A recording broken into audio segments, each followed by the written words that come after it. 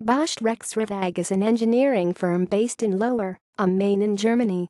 It is the result of a merger on 1 May 2001 between Mannesmann Rexroth AG and the Automation Technology Business Unit of Robert Bosch GmbH, and is a wholly owned subsidiary of Robert Bosch GmbH.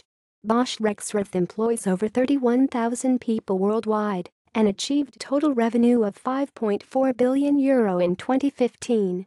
Brands.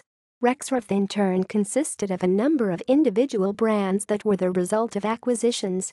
They include Indramat GmbH, Mannesmann AG, Rexroth AG, Hydromatic GmbH, Bruenninghaus GmbH, Lohmann and Stolterfoot GmbH, Deutsche Star Linear, Mechmann Pneumatics, Ichita, Haglins.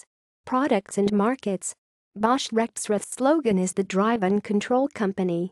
It manufactures products and systems associated with the control and motion of industrial and mobile equipment. In 2017, the company announced a partnership with Trumpf and Harrius to build servo valves using the former's TruePrint 5000 laser powder additive manufacturing machines to build a servo valve.